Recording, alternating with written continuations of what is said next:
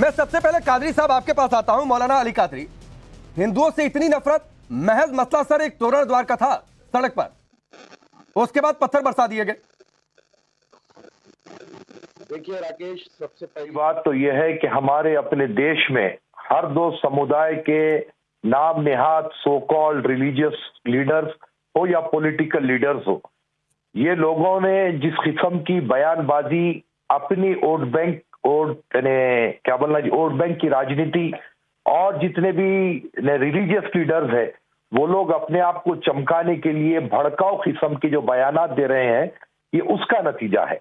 देखिए, चाहे वो राजनेता हो चाहे वो धर्म गुरु हो, ये दोनों की जिम्मेदारी है कि वो हिंदू मुस्लिम सिख ईसाई सबको एक साथ रहने का संदेश दे, ना कि जो है भड़काने का संदेश दे। कादरी साहब, कुछ लोग ऐसे कादरी साहब, आपने कहा कि ये भड़काऊ बयान है, उसका नतीजा पत्थरबाजी है, तो जरा मुझे बता दीजिए किस धर्मगुरु के भड़काऊ बयान पर वहां पर एक ग्रुप ने तोरण द्वार बन रहा था उस पर पत्थरबाजी कर दी? देखिए सर, मैं किसी एक धर्मगुरु की बात नहीं कर रहा हूं, नहीं बताइए ना, समुदाय की बात नहीं कर रहा हूं। एक खास समुदाय ने पत्थरबाजी की है। मस्जिद पर कौन लोग थे ये जांच होगी, लेकिन मस्जिद पर चढ़ के जैसे वहां पर पत्थर पहले से इकट्ठा करके रखे गए थे, उससे पत्थर गिराए गए हैं, ये किसकी भड़काऊ बयानबाजी का नतीजा है? राकेश, मुझे विदाउट एनी इंटरप्शन आप बोलने दें तो मैं बिल्कुल विदाउट एनी इंटरप्शन बोल रहा हूं सर। आपने कहा कि भड़काऊ बयानबाजी का नतीजा, तो मैंने उसमें क्वेश्चन ऐड किया, किसकी भड़काऊ बयानबाजी का नतीजा? ना साहब, मैं जब कंप्लीट कर लूं तब आप फिर मुझे बोले, तब मैं बोलूं ना। आप मुझे बीच में रोक देंगे तो कैसा होगा? मैं 1 मिनट के बाद क्वेश्चन ऐड किया था कादरी साहब, 1 मिनट के बाद क्वेश्चन ऐड किया था। चलिए खैर, मेरी बात का जवाब दीजिए। तो सुनिए सर, मैं किसी एक समुदाय या किसी एक संप्रदाय या किसी एक जगह के मैं मौलवी को या संत को नहीं कह रहा हूं, मैं हर दो समुदाय के लोगों की जानिब से आजकल जो भड़काऊ किस्म के बयानात दिए जा रहे हैं उस तरफ कह रहा हूं कि हर दो समुदाय के बने धर्म गुरुओं को चाहिए कि वो भाईचारगी का संदेश दे, और मस्जिद से जो खतरा हुआ है उसकी अभी जांच बाकी है। आप ये नहीं कह सकते। नहीं, वहां पर जांच बाकी है ये कहकर मस्जिद पर कौन लोग चढ़ गए थे? अरे वो मस्जिद पर कौन लोग चढ़ गए थे मौलाना अली कादरी? मान लीजिए बाहर के लोग चढ़ गए थे, कैसे चढ़ने दिया गया? मस्जिद के जो लोग थे कैसे चढ़ने दिए बाहरी तत्वों पर, और बाहरी तत्व कैसे मस्जिद पर जाकर चढ़ गए, और वो भी इतनी बड़ी संख्या में पत्थर लेकर कि पत्थरबाजी करते रहिए? आप कोई जज नहीं है जो बैठे? नहीं, मैं कोई जज नहीं हूं, मैं नहीं कह रहा हूं कौन लोग थे, मैं तो कहा, अरे मौलाना अली कादरी, मैंने ये साफ तौर पर कहा कि मस्जिद पर कौन लोग थे ये पुलिस जांच करेगी। मैं आपसे ये पूछ रहा हूं कि मस्जिद की व्यवस्था में जो लोग लगे रहते हैं, उन्होंने कैसे उन्हें चढ़ने दिया सर ऊपर? अरे सर, सीसीटीवी कैमरा, और वो भी पत्थर लेकर कि जाओ ऊपर से पत्थरबाजी करो, किसने अलाउ कर दिया?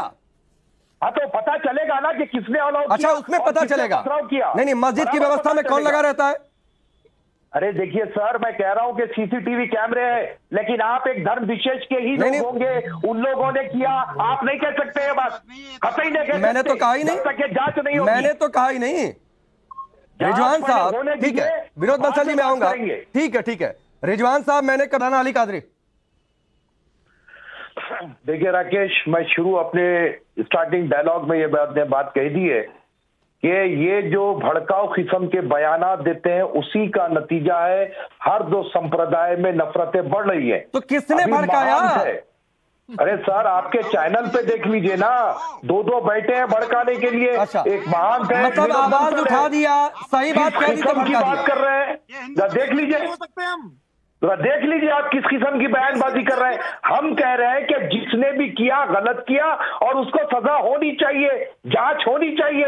मैंने कब तायद की और अतीकुर रहमान ने कब तायद की, जाबिरुल खादरी ने कब तायद की, पथराव करने वालों का किसी ने तायद नहीं की, लेकिन ये लोग हैं कि इधर से उधर से लाकर के भड़काने की बात कर रहे हैं। अरे विनोद बंसल तो देश का वातावरण खराब करते हैं और बस भड़काने की बात करते हैं। शर्म नहीं आती है?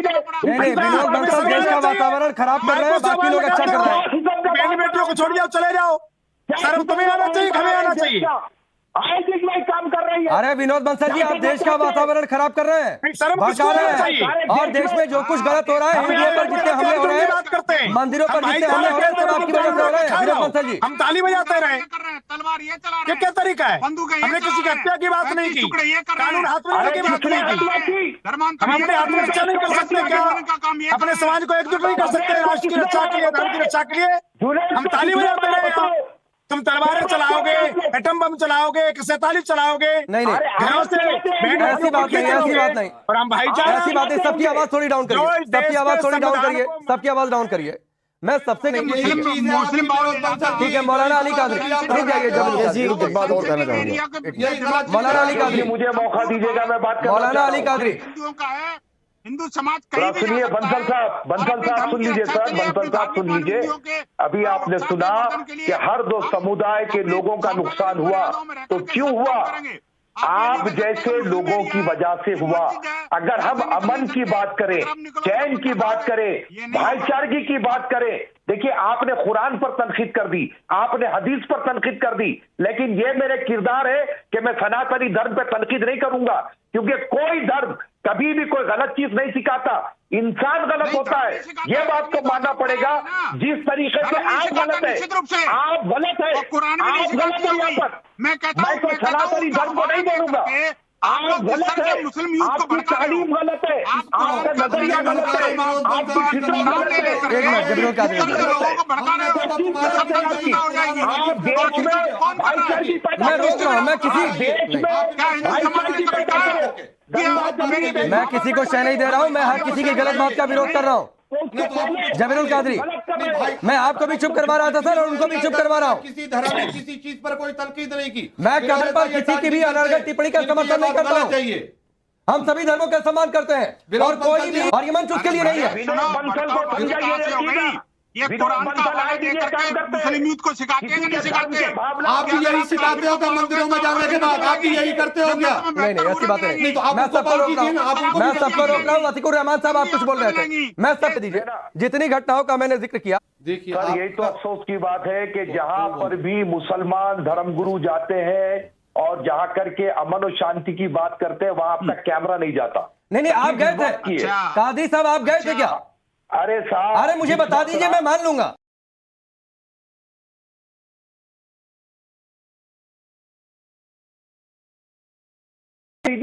यहाँ पर जब हैदराबाद में राजा सिंह ने गड़बड़ की, उस वक्त जब मुस्लिम समुदाय भड़क रहा था, हम रोडों पर उतरे और लोगों को समझाए।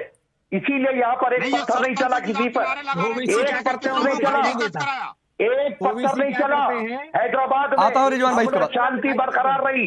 मुकुल शर्मा के वक्त हैदराबाद में एक पत्थर नहीं चला, क्योंकि हम लोग सड़कों पर उतरते हैं और समुदाय के लोगों को समझाते हैं। लेकिन खरगोन, हिम्मतनगर, खंभात, दिल्ली में नहीं गए आप मौलाना कादरी? कहते हैं कि भाई आप नहीं गए ना जिन जगहों का मैंने जिक्र किया, इन जगहों पर नहीं गए। आप 4 और जगहों पर गए होंगे, समझाए होंगे, इन 5 जगहों पर नहीं गए। ठीक है रिजवान भाई, सुनिए, जब कभी मौका मिलेगा बराबर जाएंगे। ठीक है सर, ऐसी 4-5 घटनाएं और हो जाए उसके बाद जाइएगा। ठीक है राकेश भाई, रिजवान भाई, बात नहीं है, वैसी बात नहीं है राकेश साहब। राकेश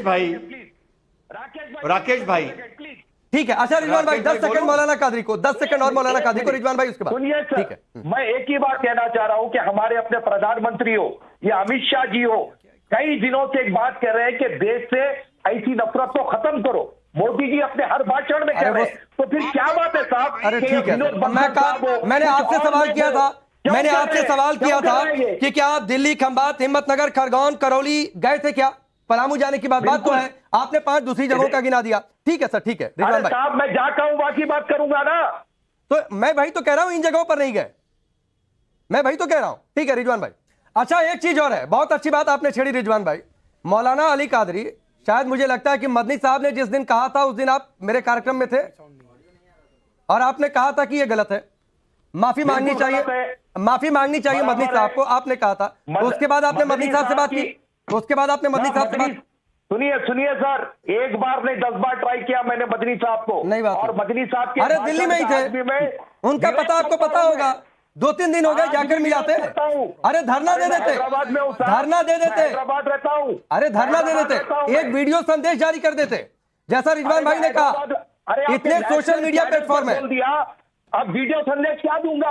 आपके नेशनल चैनल पर बोल रहा हूँ कि मौलाना अरशद मदनी के नहीं, यही मजेदार बात है। मौलाना अली कादरी, सबसे मजेदार बात यही है कि नेशनल टेलीविजन पर डिबेट हो, यहां बैठकर ज्ञान की बातें कर दी जाती हैं, उसके बाद जैसे कार्यक्रम खत्म होता है मैं शुक्रिया करता हूं, ज्ञान की बातें भी गायब हो जाती हैं। विनोद बंसल जी आपकी टिप्पणी। ठीक है, ये गलत बात है आपकी, बहुत नहीं है ना, आप एक वीडियो संदेश जारी कर चुके होते मौलाना कादरी, चुके होते विश्लेषण है मदनी साहब को कि आपने दूसरे धर्मगुरुओं का अपमान कर आपने गलत किया। मैं कह रहा हूं आपने उस दिन कहा था कि उनको माफी मांगनी चाहिए, गलत हुआ, मैंने आपकी तारीफ की उसके लिए, लेकिन उसके बाद वो बातें रह गई। ठीक है विनोद बंसल जी 20 सेकंड सर आपके पास। चाहिए ठीक है, ठीक रख देकर भाग लेते हैं, बल्कि साथ ही साथ उन लोगों को उकसाते भी हैं जो कि वास्तव में पत्थरबाज हैं, पत्थरबाजी कर रहे हैं, हिंदुओं पर हमला कर रहे हैं अनवरत रूप से। ये कहते हैं कि अतीत की बातों मत जाओ। अरे भाई अतीत की बातों में जाओ कौन रहा है? नई नई बातें जनरेट हो रही हैं, और जनरेट हो रही है आपके समुदाय के द्वारा। लगातार एक के बाद एक हिंदुओं को सत्तन से जुदा की बात कर रहे हो। नहीं सीधे तौर पर नहीं, ये नहीं करना, वो नहीं करना। नहीं कोई एक समुदाय पूरा गलत नहीं होता, कुछ वहां पर मुट्ठी भर लोग होते हैं जो माहौल खराब कर रहे होते हैं। ठीक है, ठीक है। महंत अनवल किशोर दास जी, आप इस्लामिक जिहादी फोर्सेज पे लगाम आखिरकार कब लगेगा, और हिंदू कब तक इनके पीड़ा का शिकार होगा? महंत अनवल किशोर जी, महंत अनवल किशोर जी, अरे रुक जाइए सर, महंत अनवल किशोर जी आपकी आखिरी टिप्पणी सिर्फ 10-15 सेकंड। तोड़ने का ही काम हुआ ना, बड़ी संख्या में लोगों का जो सेंटिमेंट था, लोगों की जो भावनाएं थी, वो हर्ट हुई हैं।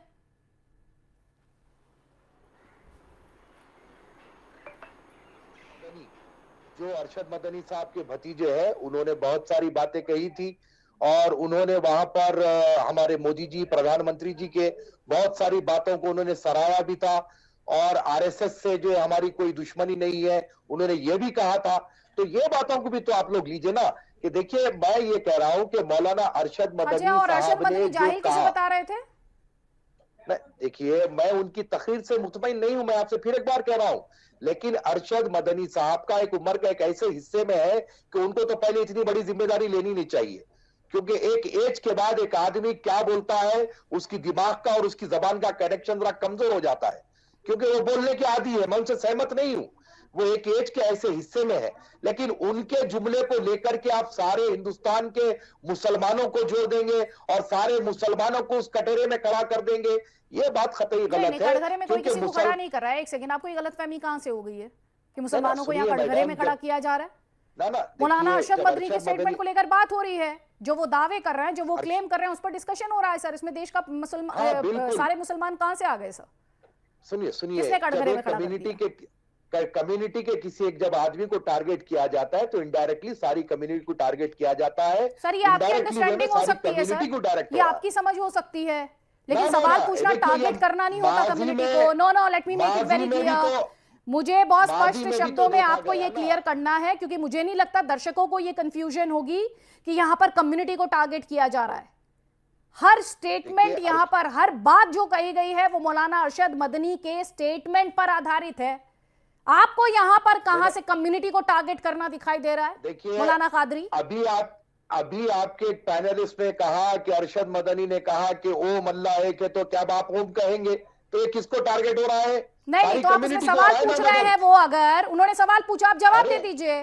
और जिनकी आप बात कर रहे हैं, आप कह रहे हैं वो कम्युनिटी को टारगेट कर रहे हैं। डॉक्टर रिजवान अहमद कम्युनिटी को टारगेट कर रहे हैं, आप ये कह रहे हैं? यकीनन है। देखिए अरशद मदनी साहब ने जब बात की तो अगर रिजवान अहमद साहब में है तो वो कॉल करके अरशद मदनी से पूछे ना। अच्छा, अरशद तो आप मदनी भी यहाँ अपनी ओपिनियन रखने आए हैं? आप भी आए हैं ना यहाँ ओपिनियन रखने? सर आप भी मौलाना अरशद मदनी से फोन पर ही बात कर लेते। और जो आप कह रहे थे इसके पीछे राजनीतिक साजिश है, इसके पीछे पॉलिटिकल प्रोपेगेंडा है, आप ये सब बातें फोन पर कर लेते, लेकिन आप आए हैं ना बात करने के लिए। सर इस देश में डेमोक्रेसी है ना सर मौलाना कादरी, इस देश में डेमोक्रेसी है ना, सबको अपने विचार रखने की आजादी है। थोड़ी देर पहले मुफ्ती मंजूर जियाई मुझे बता रहे थे कि इसमें दिक्कत क्या है, मेरा कॉन्स्टिट्यूशन मुझे ये राइट देता है। हालांकि उसमें जो पाबंदियां हैं उनका जिक्र उन्होंने नहीं किया, लेकिन मैं आपसे जो कह रही हूँ कुल मिलाकर ये कह रही हूँ कि एक पैनलिस्ट को टारगेट करने के बदले जो आपसे सवाल पूछ रही हूँ उसका जवाब आप मुझे दीजिए। सुनिए बाप, मैं आपसे कह रहा हूं कि मैं आपके चैनल के माध्यम से हिंदुस्तान के वो सारे मुसलमानों को ये बात समझाना चाहता हूं जो आज तक के इन लोगों के पीछे बेवकूफ बनते आए। देखिए मैंने कहा ना कि मैं मौलाना अरशद मदनी के बयान से खतई तौर पर सहमत नहीं हूं, इसीलिए नहीं हूं क्योंकि वहां पर कोई और धर्म के लोगों को बुलाकर आप इस किस्म की गुफ्तगू करके एक विवाद उन्होंने पैदा कर दिया। ये बात को हम मानते हैं, और राजनीति इसलिए कह रहा हूं कि ये लोग आरएसएस के दफ्तर पे भी गए थे ना मैडम, जाकर के मिलकर आए थे। जब आपको वहां तक जाना था तो फिर ये सारी बातें यहां क्यों करें आप? तो इसलिए बात समझने आ रही है कि ये सिर्फ और सिर्फ हिंदुस्तानी मुसलमानों को बेवकूफ बनाने की एक मशीन है। अब आप बहुत ही कंफ्यूज हैं मौलाना कादरी, अब आप बहुत ही कंफ्यूज हैं। एक तरफ आप कह रहे थे कि मौलाना अरशद मदनी जो हैं वो देश के मुसलमानों के रिप्रेजेंटेटिव नहीं है, फिर आपने कहा ये तो इस तरह की बातें करके तो मुसलमानों को टारगेट किया जा रहा है, अरशद मदनी के स्टेटमेंट पर अगर बात हो रही है। अब आप ये कह रहे हैं कि नहीं, उनको तो आरएसएस के ऑफिस नहीं जाना चाहिए। तो आप कई सारी बातें एक साथ कर रहे हैं। वैसे थोड़ी देर पहले हमने जैन धर्मगुरु लोकेश